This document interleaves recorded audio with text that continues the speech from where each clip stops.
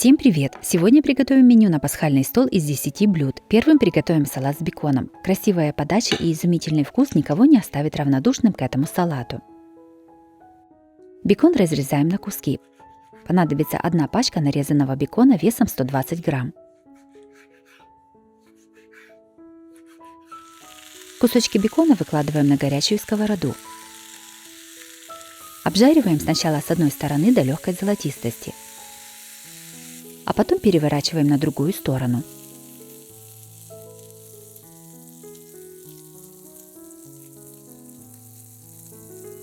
Так готовим все кусочки бекона.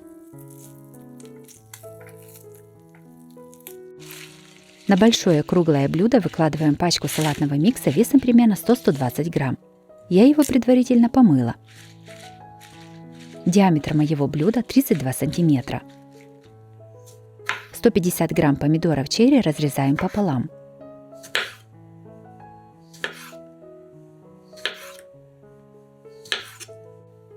Нарезанные помидоры выкладываем на салатный микс.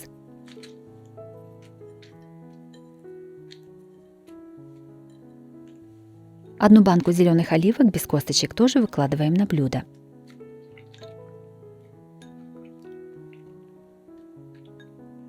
280 грамм моцареллы мини тоже разрезаем пополам.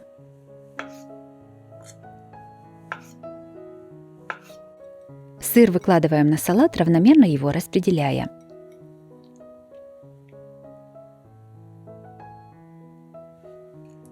Сверху салата в хаотичном порядке выкладываем обжаренный бекон.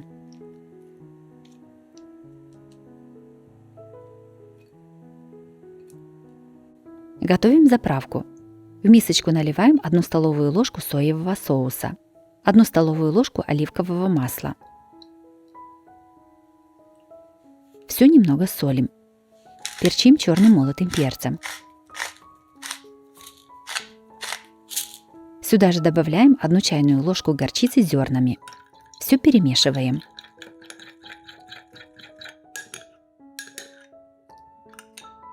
Приготовленной заправкой поливаем салат сверху. Салат готов, можно подавать на стол.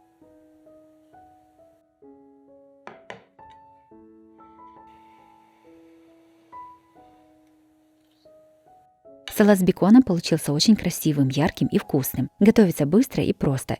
Из этого количества ингредиентов получается одно большое блюдо диаметром 32 сантиметра или 2 блюда поменьше.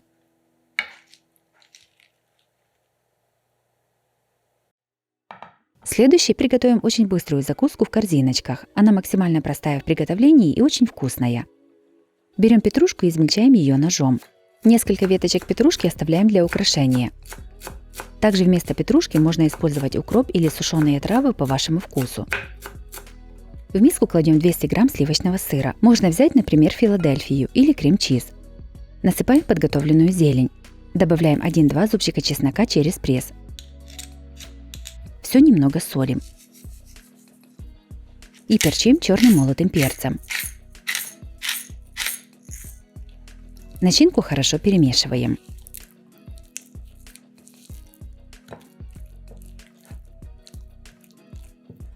Приготовленную массу выкладываем в кулинарный мешок.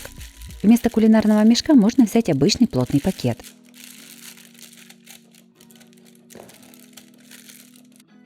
Отрезаем небольшой кончик. Начиняем тарталетки.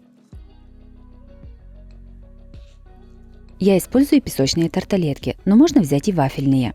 Для этой закуски лучше всего подходят небольшие по размеру корзиночки. Этого количества начинки мне хватило на 17 тарталеток. Помидоры черри разрезаем на четвертинки.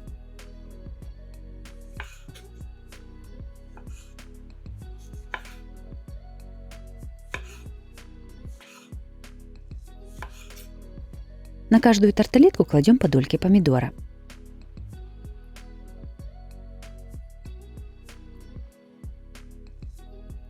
Сбоку закуску украшаем листиком петрушки. Готовую закуску красиво выставляем на блюдо, подаем на стол. Тарталетки получились очень красивыми и вкусными. Готовится буквально за 5 минут и ингредиентов совсем немного. Обязательно их приготовьте, это очень вкусно и свежо. Третий приготовим закуску с грибами и сыром. Готовится она очень просто и быстро, а съедается как семечки. Сначала подготовим ингредиенты. 200 грамм сыра нарезаем кубиками размером примерно 1,5 см. Лучше всего для закуски брать сыр, а не сырный продукт. 500 грамм шампиньонов моем и отламываем у них ножки. Ножки нам не понадобятся, из них можно приготовить, например, вкусный грибной суп или грибную подливу. Грибы для этой закуски желательно брать среднего размера и не переспевшие. Подготовленные грибы выкладываем в форму для запекания или на противень шляпками вниз. Грибы немного солим. В каждую шляпку гриба кладем кубик сыра.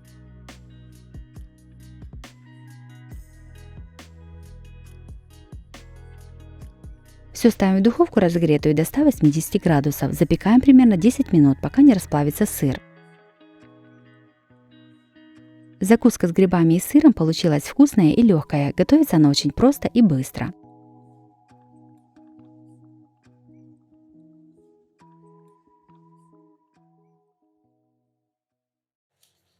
Следующим приготовим рулет из лаваша с крабовыми палочками. Он красивый и с не совсем обычной начинкой. Такой рулет сразу притягивает взгляд на столе. Готовится несложно и достаточно быстро. Сначала подготовим ингредиенты. 200 грамм крабовых палочек разрезаем вдоль пополам, а затем нарезаем их небольшими кусочками. 3 вареных яйца трем на крупной терке. 150 грамм сыра фета разминаем вилкой на более мелкие кусочки.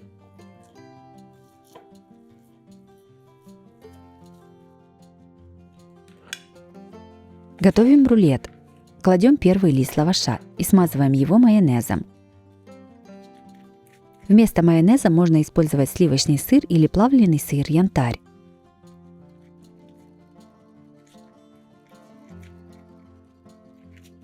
На подготовленный лаваш выкладываем тертые яйца. Равномерно их распределяем по всему лавашу. Начинку немного не докладываем до противоположного от себя края, чтобы потом удобно было его сворачивать и начинка не выпадала. Сверху на яйца выкладываем листья салата.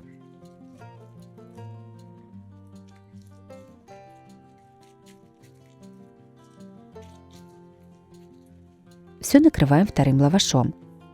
Немного его прижимаем. Этот лаваш тоже смазываем майонезом. Всего для одного рулета понадобится примерно 150 грамм майонеза. На этот лаваш равномерным слоем выкладываем консервированную кукурузу. Ее понадобится примерно 100 грамм.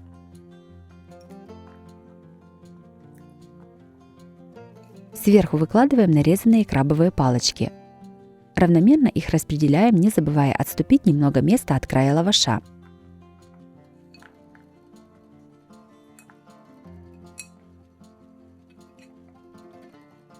Следующим слоем выкладываем сыр фета. Кладем, разделяя на небольшие кусочки с помощью вилки. Сворачиваем рулет. Стараемся свернуть его как можно плотнее.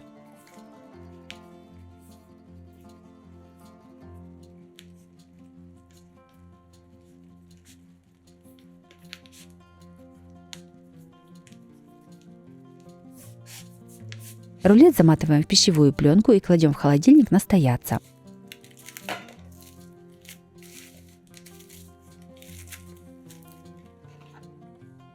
Готовый рулет нарезаем порционными кусками.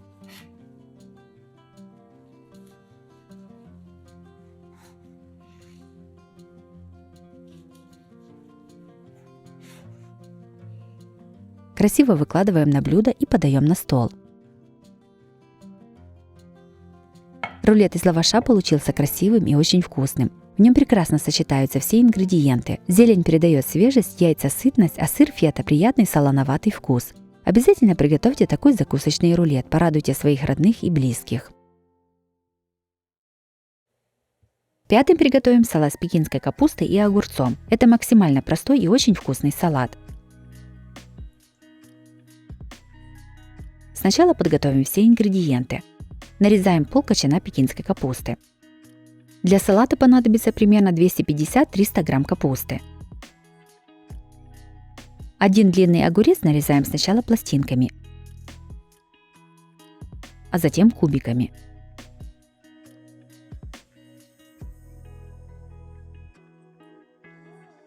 Измельчаем небольшой пучок зеленого лука.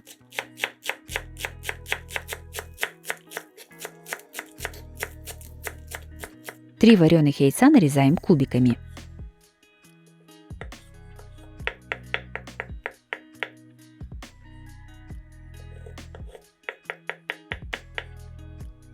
В миску кладем пекинскую капусту, нарезанный огурец, подготовленные яйца и зеленый лук. Салат немного солим и перчим черным молотым перцем. Заправляем салат 2-3 столовыми ложками майонеза. Все перемешиваем.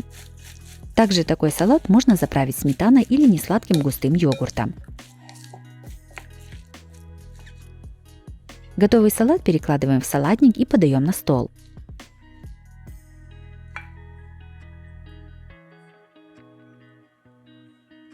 Салат из пекинской капусты с огурцом получился очень вкусным и легким. Он отлично подходит ко всем блюдам. Готовится просто и быстро.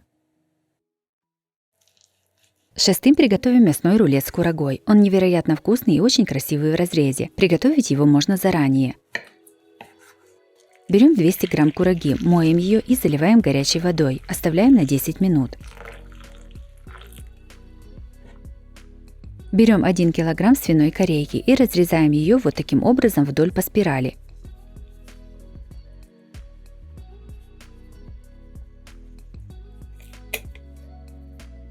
Должен получиться прямоугольный мясной пласт.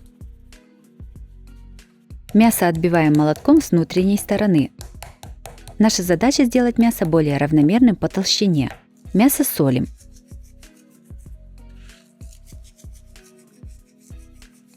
Посыпаем сладкой молотой паприкой, я использую копченую. И перчим черным молотым перцем. Через пресс выдавливаем 4-5 зубчиков чеснока.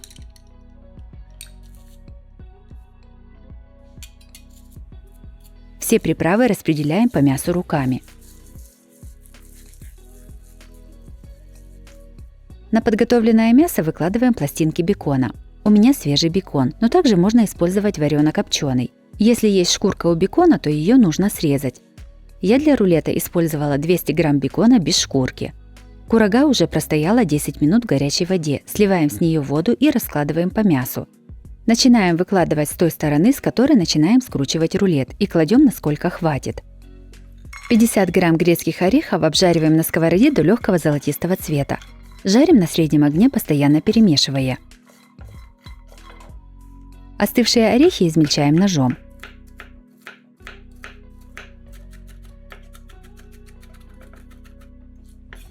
Подготовленными орехами посыпаем курагу сверху. Все скручиваем в плотный рулет.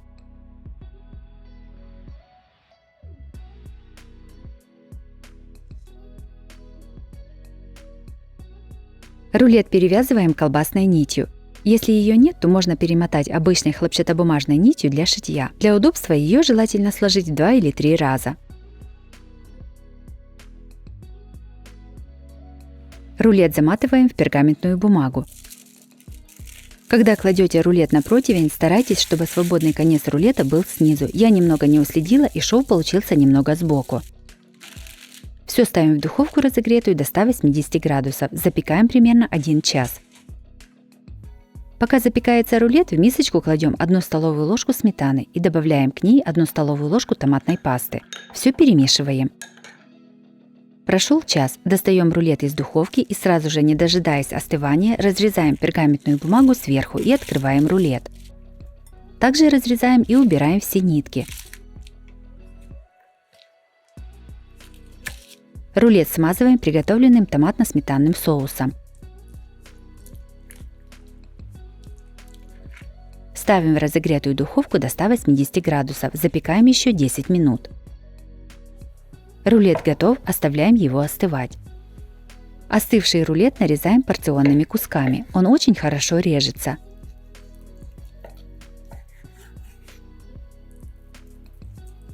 Красиво выкладываем на блюдо. Подаем на стол. Мясной рулет с курагой получился не только вкусным, но и эффектным в разрезе. Гармония соленого мяса и сладкой кураги придает блюду особую изюминку. К тому же такой рулет удобно приготовить заранее за 1-2 дня до праздника. Седьмыми приготовим пасхальные яйца с необычным узором. Окрашивать их будем натуральными красителями. В кастрюлю с луковой шелухой наливаем воду. У меня кастрюля объемом 3 литра. Чем больше будет луковой шелухи, тем интенсивнее получится цвет. Кастрюлю ставим на огонь. Когда вода закипит, варим луковую шелуху еще 1-2 минуты. Кастрюлю с шелухой накрываем крышкой и даем остыть в воде. Я оставила остывать ее на ночь. Пока остывает вода, подготовим яйца. Для придания узора яйцам будем использовать вот такой эластичный трубчатый бинт. У меня он длиной 50 см. Берем одно сырое яйцо и аккуратно натягиваем на него эластичный бинт. Лучше всего использовать эластичный трубчатый бинт номер 2. Зашиваем его с одной стороны нитками.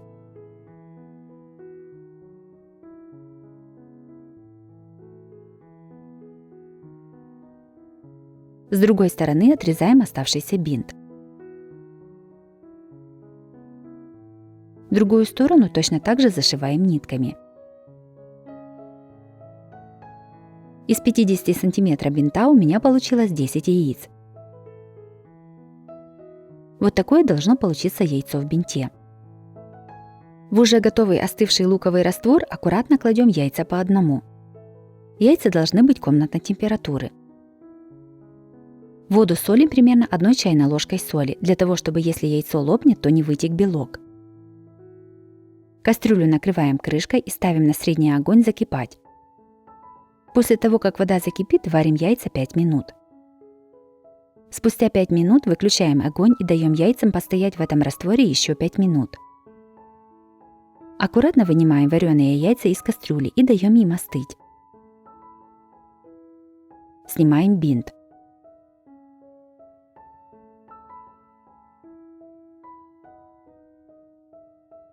Для придания яйцам красивого блеска смазываем их растительным маслом.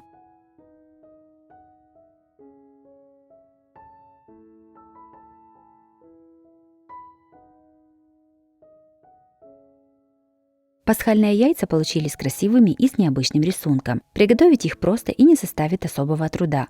Также большим плюсом в такой покраске яиц является ее натуральность.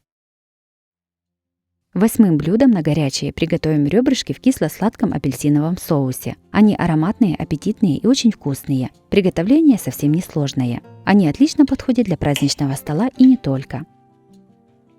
Сначала подготовим ребрышки. 1 кг свиных ребрышек кладем в кастрюлю. Все заливаем водой.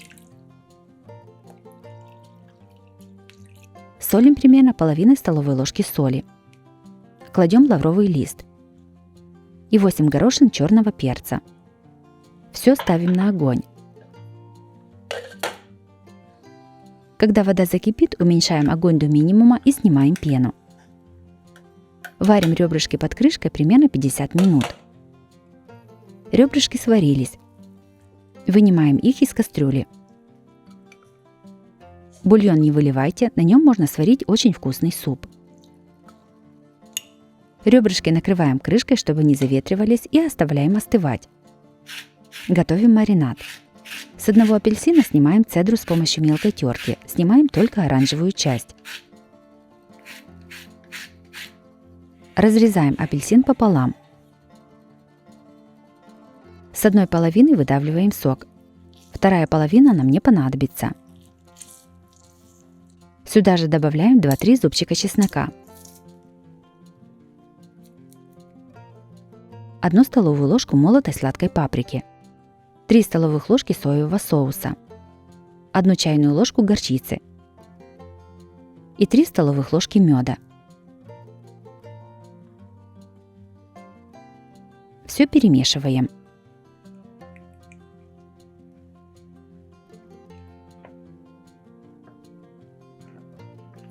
Остывшие ребрышки нарезаем на порционные куски.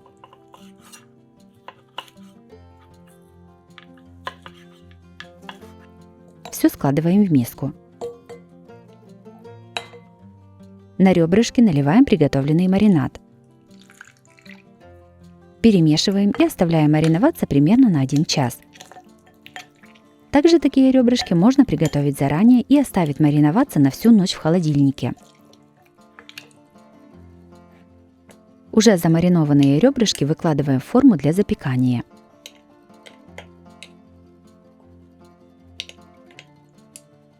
Сверху все поливаем оставшимся маринадом. Все ставим в духовку, разогретую до 200 градусов. Запекаем приблизительно 15 минут. Будьте внимательны, не пересушите мясо. На стол ребрышки подаем с картошкой. С одной стороны блюда выкладываем вареный картофель.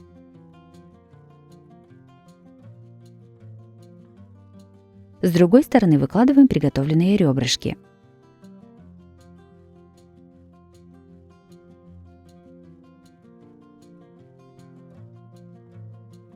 Блюдо готово, подаем его на стол.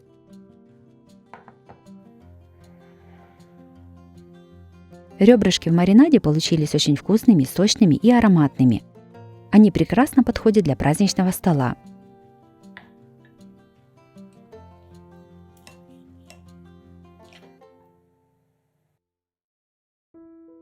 Девятой приготовим рыбную тарелку со скумбрией и сельдью. Делается она несложно и достаточно быстро. Такая тарелка станет вкусным украшением праздничного стола. Берем копченую скумбрию и делаем надрез по всему хребту. Аккуратно руками отделяем мякоть от костей. Я купила рыбу уже без головы и внутренностей. Точно так же отделяем вторую часть филе от хребта и костей. Те кости, которые остались, вынимаем. Срезаем плавники.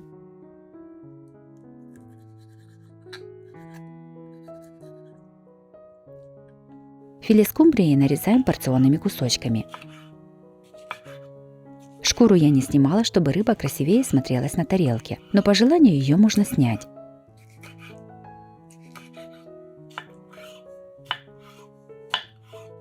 Подготовленную скумбрию выкладываем на блюдо с одной стороны. Сначала кладем одну половинку рыбы и рядом с ней выкладываем вторую часть. Маленькие кусочки филе, которые ближе к хвосту, я не выкладывала. Селедку также нарезаем порционными кусочками. Я ее предварительно очистила от костей точно таким же методом, как показала на скумбрии.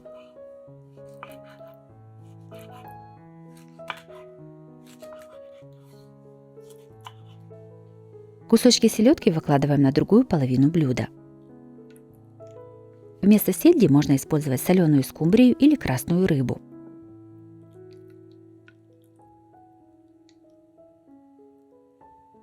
Лимон разрезаем пополам и нарезаем полукружочками. Понадобится только половина лимона.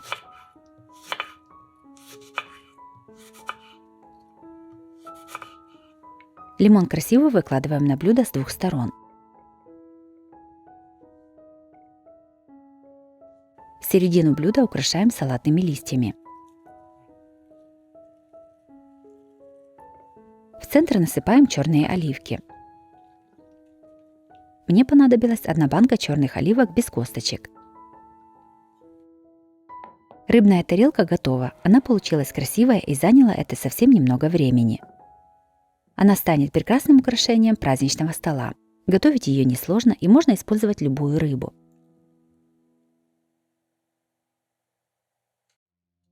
10-м приготовим вкусный пасхальный кулич. Он воздушный, в меру сладкий и ароматный, с изюмом и глазурью, которая не крошится. Такие куличи станут прекрасным украшением вашего пасхального стола. Сначала приготовим опару. В миску наливаем 460 мл теплого молока и насыпаем 2 столовые ложки сахара. Всего для теста понадобится 260 грамм сахара. Сюда же крошим 40 грамм прессованных дрожжей. Все перемешиваем до растворения сахара и дрожжей. В отдельную миску насыпаем полкилограмма муки и вливаем подготовленную дрожжевую смесь. Все перемешиваем до однородности. Миску накрываем пищевой пленкой и оставляем подниматься на 30-40 минут. Пока поднимается опара, подготовим изюм. 200 грамм изюма хорошо моем. Промытый изюм заливаем кипятком и оставляем на 10 минут. Спустя 10 минут воду сливаем, а изюм обсушиваем бумажными полотенцами. Высушенный изюм перекладываем в миску и насыпаем 1 столовую ложку муки. Все перемешиваем.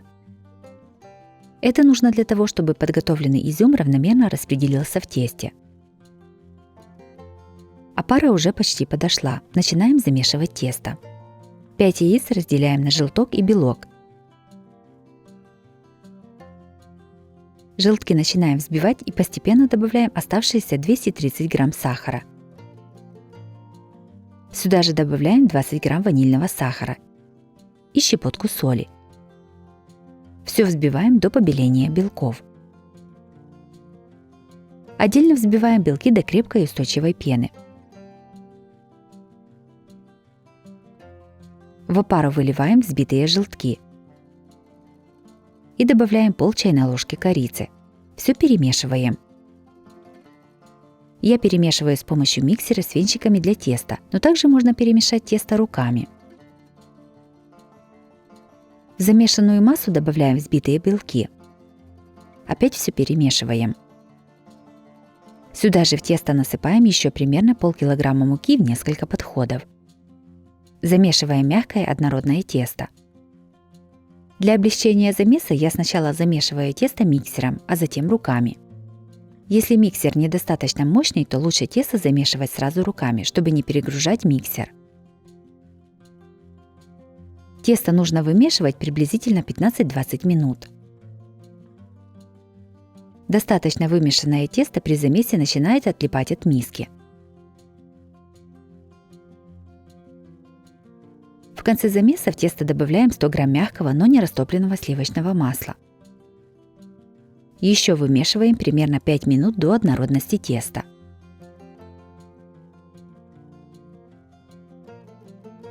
Когда тесто готово, насыпаем подготовленный изюм в муке и опять все перемешиваем до равномерного распределения изюма.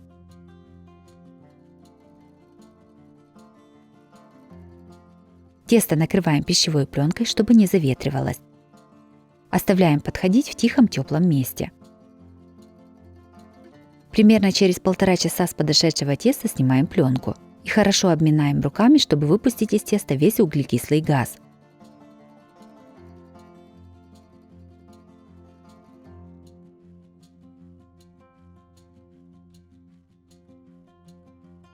Миску с тестом опять накрываем пленкой и снова оставляем подходить.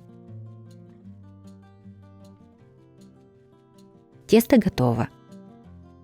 Чтобы тесто не липло к рукам, смазываем их растительным маслом. Я использую полукилограммовые формочки для выпечки кулича, поэтому беру 500 грамм теста. Тесто аккуратно подминаем руками, чтобы получилась красивая шапочка. Тесто кладем в бумажные формочки. Диаметр моих формочек 13 см, а высота 9 см.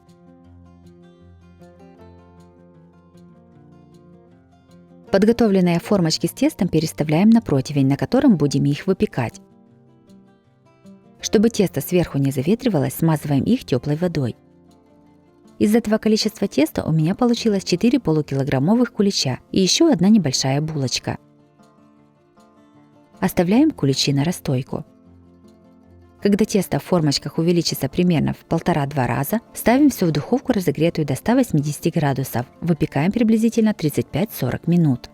Готовые куличи проверяем палочкой, протыкая их насквозь. Должна выйти чистая и сухая палочка. Если куличи сверху запеклись, а в середине еще не готовы, то их нужно накрыть пергаментной бумагой и уменьшить температуру в духовке на 20 градусов. И печь еще примерно 10–15 минут. Готовые куличи достаем из духовки и даем им остыть. Готовим сахарную глазурь для украшения куличей, которая не крошится. В мисочку насыпаем 1 чайную ложку со средней горкой желатина. Наливаем 2 столовых ложки воды. Все перемешиваем и оставляем набухать желатин на 15 минут. Желатин уже набух. В сотейник наливаем 5 столовых ложек воды и насыпаем 200 грамм сахара. Ставим на огонь. Сюда же насыпаем 1/4 чайной ложки лимонной кислоты. Сироп доводим до кипения на небольшом огне, периодически перемешивая. Как только сироп закипел, снимаем его с огня. Сразу же еще в горячий сироп добавляем набухший желатин. Взбиваем сироп с желатином с помощью миксера, сначала на низкой скорости и постепенно увеличиваем ее до максимальной. Взбивать нужно около 7 минут до получения белой глазури. Получившуюся глазурь сразу же наносим на остывший кулич с помощью ложки.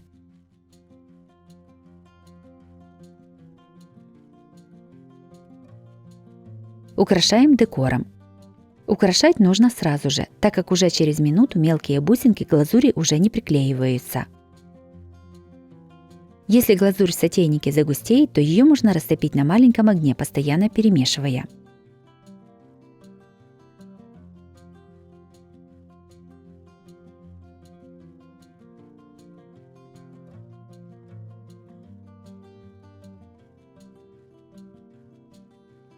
Куличи получились пышными, ароматными и в меру сладкими. Глазурь красивая, белоснежная и не крошится даже спустя несколько дней. Приготовьте такие куличи и порадуйте своих родных и близких.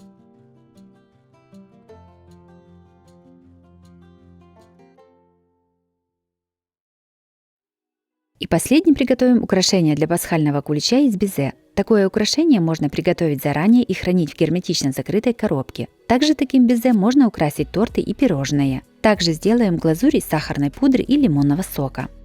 Сначала приготовим безе. В миску наливаем 100 грамм белков и насыпаем 170 грамм сахара. Миску с белками и сахаром ставим на паровую баню. Дно миски не должно касаться воды. Белки с сахаром нагреваем, постоянно перемешивая до полного растворения сахара. Температура белка должна стать от 40 до 50 градусов. Подготовленные белки с сахаром снимаем с огня и сразу же начинаем взбивать. Сначала взбиваем на низкой скорости и постепенно увеличиваем ее до максимума. Хочу обратить внимание, что миска, в которой взбиваем меренгу, и венчик должны быть абсолютно сухими и нежирными, а при разделении яиц в белок не должно попасть ни грамма желтка. Меренга должна получиться плотной и хорошо держать форму. В зависимости от мощности миксера это может занять от 7 до 12 минут. В самом конце, когда меренга уже полностью готова, добавляем 30 грамм сахарной пудры, для того, чтобы меренга была более стабильной и не теряла форму. Взбиваем с пудрой примерно 1–2 минуты.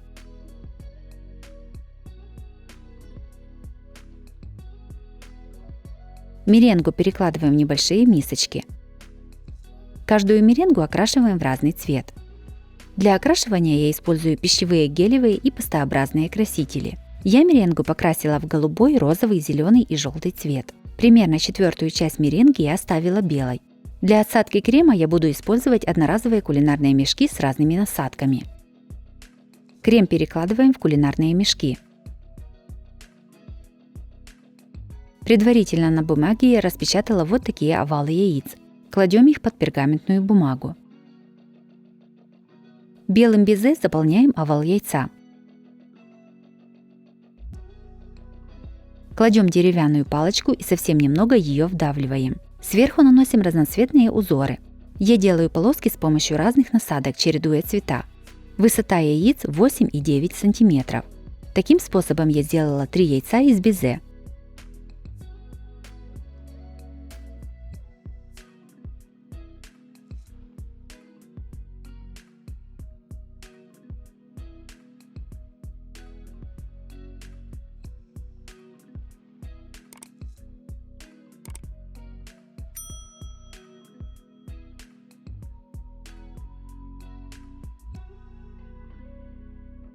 Из оставшегося безе я отсадила разноцветные звездочки и цветочки. Из зеленого цвета безе сделала листики. Все украшения ставим в холодную духовку и включаем ее на 80 градусов. Сушим безе примерно 2 часа. Чем больше по размеру изделия из безе, тем дольше нужно его сушить. Украшения высохли. Вот так они выглядят с другой стороны. Отклеиваются от пергамента очень легко. Украсим кулич таким безе, но прежде нужно приготовить сахарную глазурь. Я приготовлю глазурь из сахарной пудры и лимонного сока на один небольшой кулич. Если готовить больше глазури, то лучше вместо ложки использовать миксер. Лимонный сок можно заменить сырым белком от яйца. Четких пропорций нет, нужно смотреть по консистенции. Глазурь должна быть достаточно густой, чтобы не стекать с кулича. Приготовленной глазурью сразу же украшаем кулич.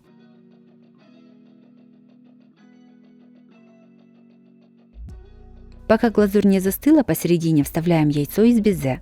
По бокам кладем цветочки из безе. Вот так красиво и празднично можно украсить все куличи. Украшения из безе для куличей получились красивыми и яркими. Его очень удобно приготовить заранее и хранить в герметичной коробке в темном месте. Хранить безе можно 1 месяц. Также такие украшения можно использовать для тортов.